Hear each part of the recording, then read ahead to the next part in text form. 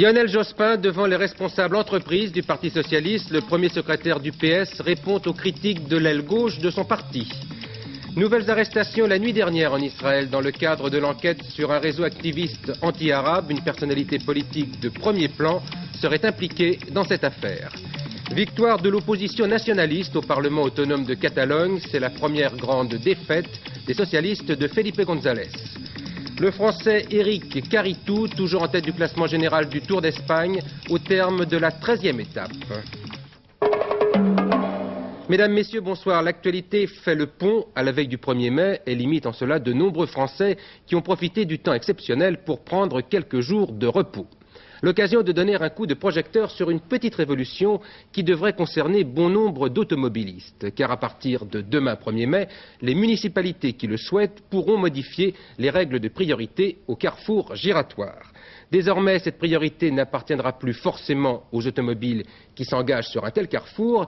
Elles devront céder le passage à celles qui sont déjà engagées et qui pourtant viennent de leur gauche. Je vous rassure, c'est moins compliqué qu'il n'y paraît, comme nous l'explique maintenant Frédéric Lafont. À partir du 1er mai, quand vous voyez ce signe, laissez passer les véhicules qui sont déjà sur le carrefour giratoire. Demain donc, quand vous verrez ce panneau, vous n'aurez plus la priorité en entrant dans le carrefour. Vous devrez laisser passer les voitures déjà engagées qui viennent de votre gauche. Exemple, une fois notre voiture blanche engagée sur l'anneau, elle devient prioritaire. Et la voiture bleue doit la laisser passer. Ainsi, tous les carrefours giratoires équipés de ce panneau, et seulement cela, créent une nouvelle priorité, la priorité à gauche.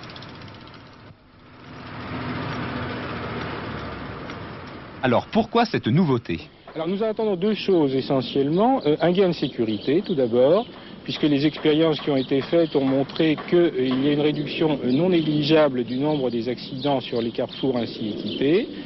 D'autre part, une amélioration de la fluidité du trafic, ce qui se traduit par des gains en matière de pollution, en matière de consommation énergétique notamment, et je dirais aussi à la limite en termes de confort de conduite pour l'usager, ce qui est un élément non négligeable du problème.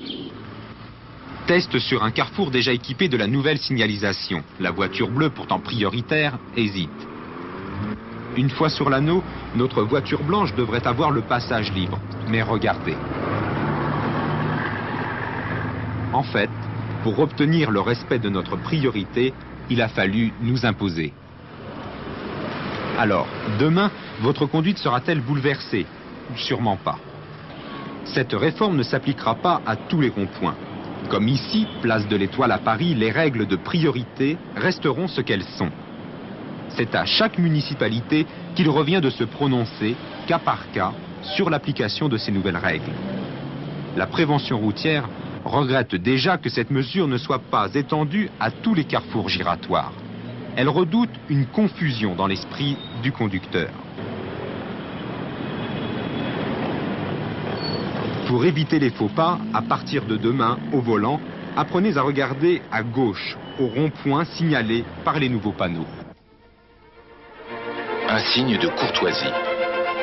À partir du 1er mai, quand vous voyez ce signe, laissez passer les véhicules qui sont déjà sur le carrefour giratoire.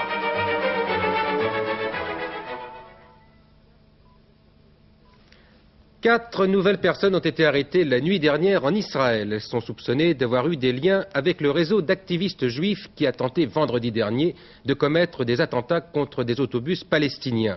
Il est difficile de savoir ce soir avec précision combien de suspects sont toujours retenus par la police, mais selon la télévision israélienne, une personnalité politique de premier plan serait impliquée dans cette affaire. Une personnalité connue pour sa participation aux colonies de peuplement en Cisjordanie. Le point avec notre correspondant Didier Eppelbaum. L'affaire des autobus piégés de Jérusalem-Est est résolue pour la police israélienne, mais les recherches continuent afin de remonter la filière des autres attentats anti-arabes. Encore 4 arrestations la nuit dernière, une autre cet après-midi. Les suspects sont toujours isolés et n'ont pas le droit de recevoir leurs avocats. C'est la plus vaste enquête jamais entreprise par les services de renseignement israéliens, le fameux Shin Bet.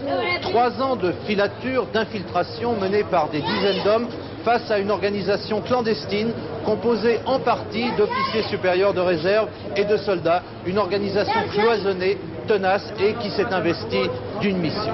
Jusqu'à présent, le pouvoir a toujours nié l'existence d'une organisation clandestine israélienne de terrorisme. Cette fois, on sait que la plupart des suspects sont liés au mouvement annexionniste proche du gouvernement actuel. C'est dire que le coup de filet auquel ont procédé les forces de sécurité israéliennes ne profitera qu'à l'opposition de gauche à moins de 3 mois des élections. Lionel Jospin prononçait aujourd'hui le discours de clôture de la conférence nationale du Parti socialiste consacrée aux entreprises. Une conférence qui a connu des débats animés entre partisans et adversaires de la politique économique du gouvernement. M. Jospin a tenté de ramener l'ordre dans ses troupes en répondant aux critiques exprimées notamment hier par l'aile gauche de son parti. Serge Misret. Pour les délégués socialistes du secteur entreprise réunis depuis 3 jours à Massy, le climat n'est guère à l'optimisme, avec pour toile de fond les restructurations dans le Nord et en Lorraine, la grogne du Parti communiste et maintenant la dissidence quasi affichée du CRS. À ceux-ci, l'aile gauche du parti, et à ceux-là, l'opposition, Lionel Jospin répond fermement. Oui, la politique gouvernementale est la seule possible à court terme. Non, la rupture de l'union de la gauche n'est pas une chose acquise. Je ne suis pas non plus de ceux qui courent, et je ne dis pas que quiconque court, je ne veux pas de polémique subalterne, je ne suis pas de ceux qui courent, je définis ma position et non une autre, derrière le Parti communiste. D'abord, je voudrais rappeler, parce que sinon on risquerait de s'y tromper quand on entend nos camarades communistes, que tout de même, c'est grâce à nous s'il y a des ministres communistes au gouvernement et pas aux communistes.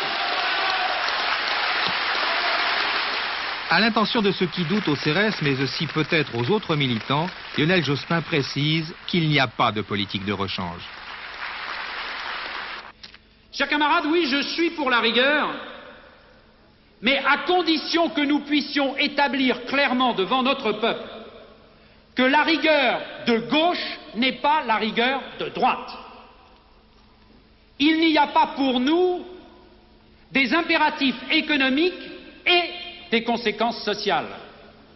Il y a des exigences économiques et sociales qui doivent être intégrées et traitées ensemble.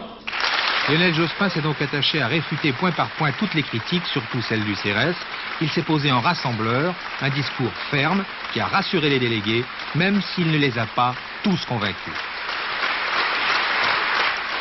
Conformément à la tradition, Pierre Mauroy a adressé une lettre aux syndicats à l'occasion du 1er mai. Le Premier ministre y réaffirme son attachement à la politique contractuelle. M. Mauroy estime que la capacité de négocier et de dialoguer doit être utilisée pour progresser dans la définition de nouveaux rapports sociaux. En attendant, le défilé de demain sera placé sous le signe de la désunion, les syndicats ayant choisi de participer chacun de son côté aux manifestations du 1er mai. Le SMIC augmente de 3,4% à partir de demain, une augmentation automatique puisque le salaire minimum est corrigé chaque fois que l'inflation s'accroît de 2%. C'est le cas depuis le début de l'année en raison d'indices de prix très médiocres. Mais le gouvernement a aussi souhaité donner un coup de pouce au salaire minimum en ajoutant une bonification de 1%, amenant donc l'augmentation à 3,4%. Le SMIC concerne 1,5 million de Français et Henri Elie a voulu voir comment cette augmentation était ressentie par les smicards et par les chefs d'entreprise. Cette PME parisienne est une entreprise de prestation de services en micrographie et en informatique. Elle emploie une 50aine de personnes chargées, à l'aide de leur ordinateur, de mettre en mémoire divers documents. Des banques des entreprises nationalisées et privées sont leurs clients. 35 femmes de 18 à 25 ans travaillent ici. 15% gagnent le SMIC. Francine, 22 ans, célibataire, est l'une d'entre elles. À 16 ans, elle quitte le lycée. Après avoir été charcutière, secrétaire médicale, elle s'est retrouvée l'an passé au chômage. Mais depuis, elle a retrouvé cet emploi où elle gagne le SMIC qui passe donc à 4 000 francs bruts. Ça me fait 3 600 francs net. Alors avec un loyer de 1 785 francs, il ne me reste déjà plus grand-chose. Je ne peux plus m'habiller, je peux me nourrir mais vraiment sans faire d'excès. Je ne peux pas partir en vacances, je ne peux plus penser aux loisirs. Il faut vraiment que je me restreigne. Francine travaille dans ce même atelier que Rosine, 19 ans, ici de face. Elle a quitté elle aussi le lycée en 3e. Elle a suivi pendant 2 ans une formation en informatique avant de se retrouver ici, où elle gagne 4200 francs par mois. Francine, smicarde, va peu à peu la rattraper. J'ai moins envie de travailler qu'avant. Pour quelle raison? D'abord, c'est sûr, parce qu'elles vont nous rattraper. Finalement, ça va peut-être bientôt gire. C'est à nous de voir. Selon M. Arnoux, le directeur de cette société, la nouvelle augmentation du SMIC coûtera à son entreprise 20 000 francs par mois, ce qui l'obligera, dit-il, à réduire certaines dépenses. Pour l'instant, on va le prélever sur les marges, du moins dans ce qui en reste, et dans le plus tard, très certainement, on sera obligé de prendre des mesures d'austérité. Vous allez opérer certaines restrictions dès maintenant? Dès maintenant, bien entendu. Et sur quoi exactement? Tout ce qui n'est pas absolument nécessaire à la société. C'est-à-dire? Les différentes charges de voiture, choses comme ça. Et puis, en fonction de ça, on ajustera de façon à contrebalancer cette augmentation de charges. Monsieur Arnoux, le chef d'entreprise, gagne 9 fois plus que Francine. Aujourd'hui, la France compte 1 500 000 smicards qui franchissent le cap des 4 000 francs par mois. Presque 9% de la population active, des salariés, pour qui une augmentation, même de 250 francs par mois, est loin d'être négligeable. Après la déclaration de Raymond Barre hier au Club de la presse d'Europe numéro 1, une réaction de François Daubert qui appartient au bureau politique du Parti républicain créé par Valéry Giscard d'Estaing. Hier soir, Raymond Barre prenait date pour les échéances électorales à venir et François Daubert estime que les déclarations de l'ancien Premier ministre ne peuvent que réconforter l'opposition. Il ajoute qu'il y a longtemps que Raymond Barre n'est plus un homme politique solitaire et que sa foi dans une alternance fidèle aux institutions risque d'être heureusement contagieuse. Un soutien remarqué donc du député UDF de Mayenne à l'ancien Premier ministre de Valéry Giscard d'Estaing. François Mitterrand était aujourd'hui à Athènes pour une visite éclair destinée à préparer le prochain Conseil européen de Fontainebleau, un conseil qui doit se tenir les 25 et 26 juin prochains. Une étape dans le tour d'Europe commencé il y a 48 heures en Italie et qui devrait mener le chef de l'État dans l'ensemble des capitales européennes. Bernard Pradino. Avant le dernier sommet européen, celui de Bruxelles, il y avait encore 15 points de divergence entre les participants. Par exemple, les problèmes agricoles ou certaines questions monétaires. Avant le prochain sommet, celui de Fontainebleau, il n'y a plus que 2 points à discuter. La contribution financière britannique et les ressources propres de la communauté. Ce contentieux peut être réglé, selon M. Mitterrand. Après quoi, et tous ces thèmes ont été discutés aujourd'hui à Athènes, il faudra définir de nouvelles ambitions pour l'Europe, se mettre d'accord sur, je cite toujours le chef de l'État, un renouveau technologique, industriel, social, une nouvelle ambition européenne. La Grèce partage très largement le point de vue français. Le 4 mai prochain, M. Mitterrand recevra à Paris Mme Thatcher. Au débat européen. Ronald Reagan achève actuellement une visite officielle de 6 jours en Chine. Près de 10 heures d'entretien avec les responsables de Pékin, la signature de plusieurs accords entre les États-Unis et la Chine. Le président américain ne revient donc pas les mains vides, même si ce voyage fut sans surprise, d'autant qu'il s'inscrit très précisément sur un décor de course à la Maison-Blanche. Georges Bortelli. Ronald Reagan assis dans un atelier d'électronique à Shanghai, voilà qui renforcera l'opinion de ceux qui ont trouvé ce voyage un peu trop électoral. Et la visite de Nancy Reagan à ces moines bouddhistes les confirmera dans l'idée qu'il s'agissait bien d'un immense show télévisé, politico-touristico-culturel. Plus concrète est la série d'accords signés à Pékin.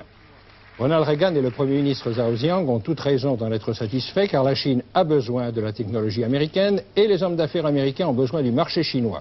Applaudissements et toasts sur ce point furent donc sans réticence.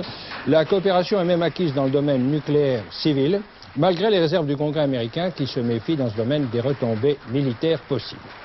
En revanche, M. Reagan a rencontré 2 points de résistance chez ses interlocuteurs chinois. Premièrement, il n'a pas convaincu Deng Xiaoping et son équipe de faire bloc avec les Américains contre l'Union soviétique.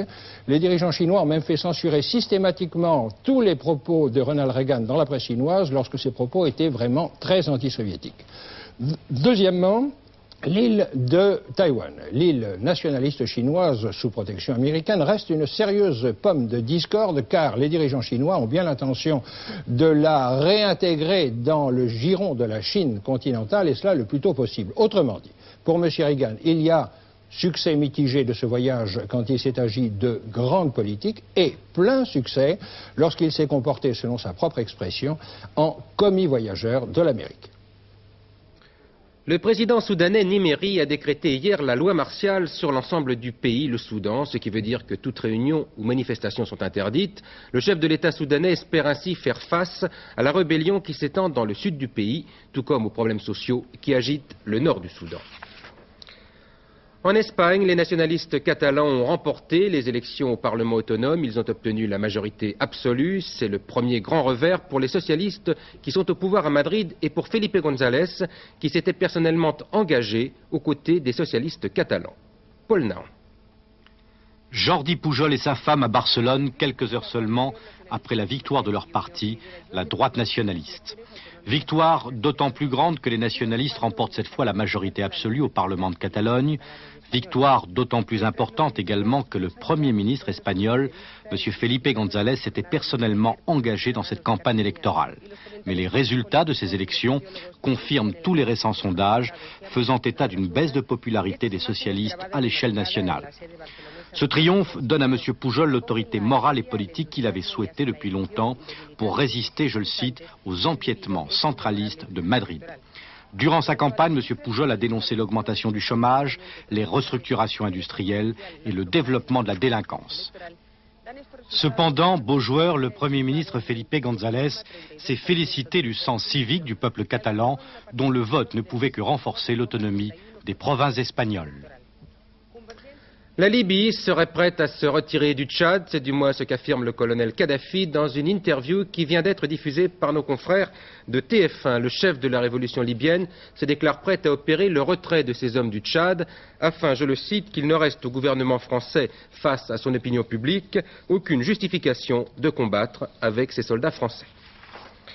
Il faut ajouter qu'à Londres, la police et l'armée ont pénétré dans l'ambassade libyenne, une opération entourée d'énormes précautions, les artificiers s'assurant dans un premier temps qu'aucune bombe à retardement n'avait été laissée par les Libyens avant leur départ. Une centaine de personnes au moins ont été blessées lors du tremblement de terre d'hier en Italie. Il y aurait 3000 sans-abri. C'est une région historique au centre du pays qui a été touchée par le séisme, provoquant de nombreux dégâts dans de hauts lieux de la culture italienne. Jean-Pierre Quinson. La terre a encore tremblé aujourd'hui dans le centre de l'Italie, cette fois sans dégâts importants. Hier, en revanche, un séisme ressenti de Bologne à Rome a eu de graves conséquences. 800 maisons d'Assise et Pérouse ont été endommagées, faisant 70 blessés légers et 3000 sans-abri. Les autorités ont aussitôt mis en place un dispositif d'urgence pour reloger ces sans-abri, se servant des caravanes qui avaient été déjà utilisées lors du séisme de Naples en novembre 80. Le patrimoine architectural et artistique, particulièrement riche dans cette région, a beaucoup souffert. Par exemple, à Assise, la basilique Saint-François a été ébranlée, mais les célèbres fresques de Giotto seraient intactes. Hold-up au casino de Venise, 5 bandits armés masqués se sont emparés de la recette du casino, soit 1,5 million de dollars, c'est-à-dire près de 9 millions de francs. Certains joueurs en ont apparemment profité pour faire disparaître dans leurs poches des plaques qui traînaient sur les tables de jeu. 6 kilos d'explosifs et 2 détonateurs découverts ce matin à la gare de l'Est à Paris. Ils n'étaient pas reliés à un système de mise à feu et semblaient simplement avoir été entreposés dans un casier de consigne automatique. L'explosif était enfermé depuis 5 jours dans le casier, délai au terme duquel il est ouvert par les responsables de la consigne. C'est à l'occasion d'une telle opération que le paquet a été découvert. Il a été remis aux artificiers de la police. Le Français Eric Caritou, toujours en tête du Tour d'Espagne après la 13e étape remportée par le Belge Van Calster, c'est l'une des informations sportives de ce lundi, une journée dont Lionel Chamoulot dresse maintenant le bilan. La course hécatombe avant les transatlantiques. Même les plus grands comme Janto ou Pajot ont cassé. Ce trophée côtier, épreuve de mise au point avant le grand large, aura été une course par élimination. 19 des 26 équipages ont connu des avaries plus ou moins sérieuses. Aujourd'hui, seulement 11 bateaux au départ pour la dernière manche. Pour les uns, la casse, pour d'autres, la classe, comme pour Loïc Karadec sur Royal, vainqueur de cette 6e édition, devant Yvan Fauconnier.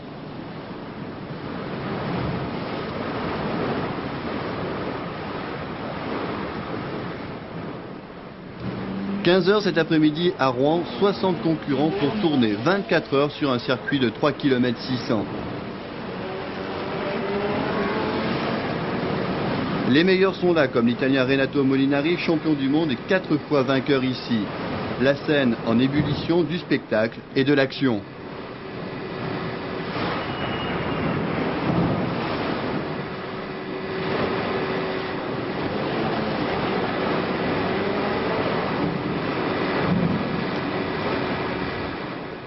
Eric Caritou est donc toujours leader de la Vuelta à l'issue de la 13e étape. Eric Caritou, 24 ans, s'affirme dans le Tour d'Espagne comme un excellent grimpeur. Il avait d'ailleurs, en début de saison, remporté l'étape du Mont Ventoux dans Paris-Nice.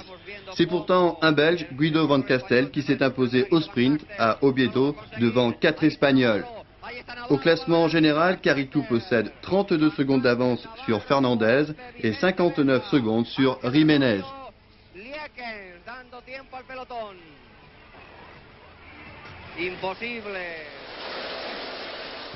Flash sur John McEnroe en finale du tournoi WCT à Dallas.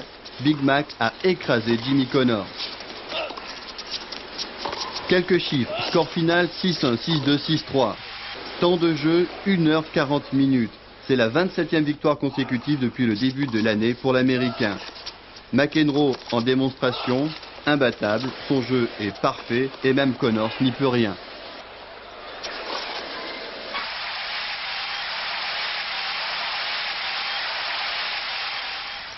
Et puis il y a un tiercé demain à Saint-Cloud dans le prix Roi-Soleil. Il y a 16 partants. Voici les pronostics de Pierrette Bresse. Le 3, le 14, le 8, le 6, le 10, le 16, le 9 et le 11.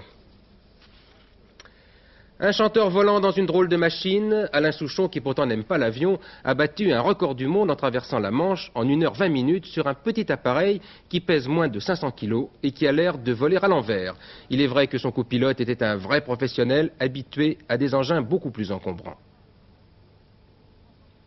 Poids 280 kg, vitesse 300 km/h. Sur cet avion de construction amateur, les instruments sont alimentés par des piles solaires. Et c'est avec cet appareil pour le moins étrange qu'Alain Souchon et Gérard Felzer, pilotes 747 à Air France, ont choisi d'établir ce record Londres-Paris. Ça vous amuse? Vous aimez beaucoup piloter? Non, mais moi j'ai peur en avion. D'accord, alors c'est pour combattre ça? Je dois faire un film où je suis pilote et pour m'habituer, j'ai rencontré Gérard il y a quelques temps. Qu'est-ce que c'est que ce record? Vous allez essayer de battre un record du monde. D'accord, mais qu'est-ce que c'est exactement? Peu importe, c'est un record du monde.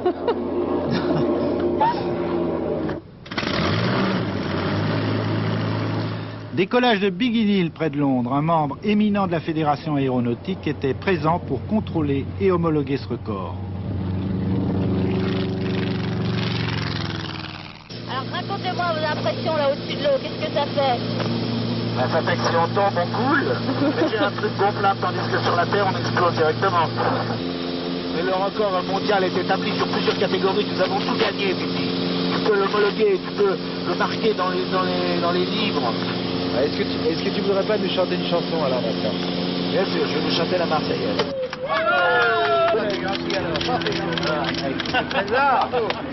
y a quelqu'un d'autre qui a déjà battu ce record? Personne, enfin, il n'y a que nous. Très bien, vous êtes content d'aller recommencer? Oui, je sais pas, je suis sourd à moitié. Oui, ça va. On va recommencer. Le père Duval est mort, vous vous souvenez, le père Duval c'était ce prêtre qui s'était illustré en chantant des chansons d'inspiration religieuse, il avait enregistré des disques, qui était même passé à l'Olympia à Paris. En son temps, une de ses chansons intitulée « Le Seigneur reviendra » avait été un succès populaire. Le père Duval était jésuite, il est mort ce matin à l'âge de 65 ans.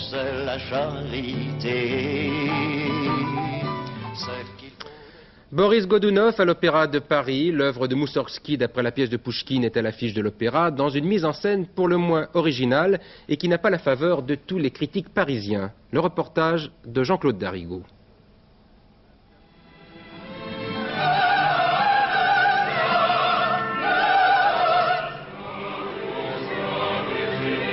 Boris Godunov, la première grande œuvre lyrique de Moussorgsky.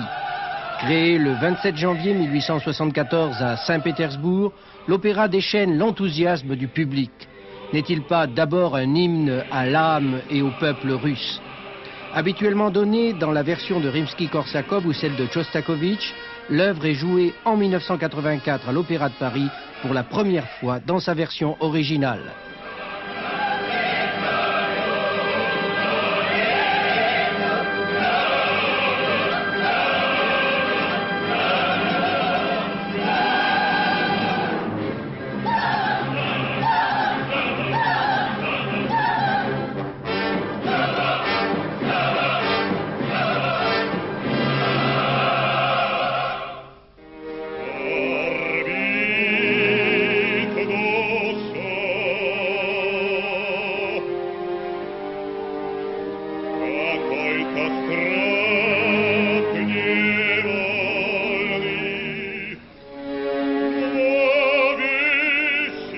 Qui est Boris Godunov? Un monarque angoissé, un homme assoiffé de pouvoir, un homme accablé par ses fantômes? Un tsar, un très bon tsar était Boris. Je pense, comme minimum, je cherche d'interpréter comme ça, parce qu'il était écrit par Pouchkine, historiquement, était vraiment un bon tsar qui cherchait d'ouvrir le frontière, comment se dit, le pays pour tout le monde. Il a donné le travail de tout le monde, il a été maudit par tout le monde. Ce sont des dents de Hamlet et Macbeth, si vous voulez. Alors, dans les plans, comment se dit, psychologiques, c'est dramatique, ce personnage, c'est très très compliqué, très intéressant.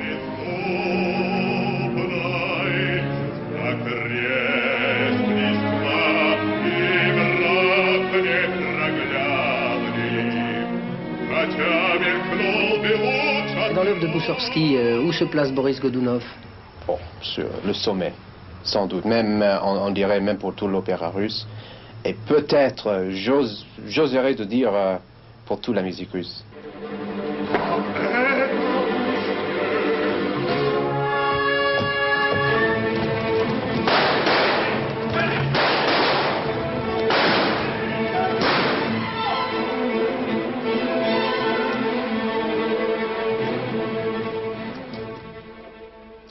Boris Godunov donc à l'Opéra de Paris. Et puis j'apprends en dernière minute la formation du nouveau gouvernement libanais.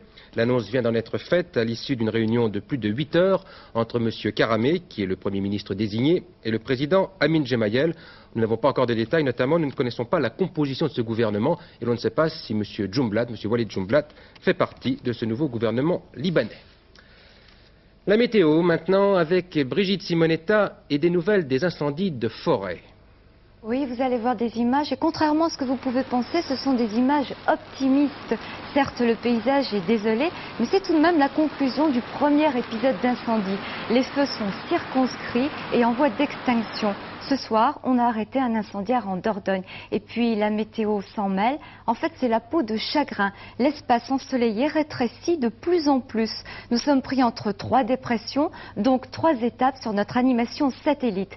D'abord, la dépression ibérique. Vous allez voir cette animation satellite qui va apparaître. D'abord, donc, la dépression ibérique. Elle est peu active. Les nuages glissent sur la Méditerranée vers la Corse. Ensuite, la dépression d'Europe centrale, peu active également. Les nuages se désagrègent quand ils arrivent sur la France. Enfin, beaucoup plus menaçante, la dépression atlantique, de gros cumulonimbus se détachent, arrivent sur l'ouest et là ils vont se renforcer. Alors résultat sur notre carte de demain, quelques passages nuageux sur le Jura, les Vosges et les Alpes, un temps variable du Roussillon à la Côte d'Azur et à la Corse, temps nuageux accompagné d'averses, de pluies éparses, de la basse Normandie à l'ouest du Massif central et aux Pyrénées, enfin partout ailleurs, persistance du beau temps. Côté température, les maximales sont en hausse au centre et à l'est, elles sont en baisse à l'ouest et au sud, de 15 à 19 degrés sur la moitié nord et de 17 à 21 degrés sur la moitié sud. Demain, mardi 1er mai, le soleil se lèvera à 6h29, se couchera à 21h06. Est-il besoin de rappeler que ce sera la fête du travail? Vers 23h30, Hervé Claude vous présentera le dernier journal et demain, 1er mai oblige, il n'y aura pas de journal de la mi-journée, mais je vous retrouverai à 20h pour votre rendez-vous habituel. Bonsoir, à demain 20h.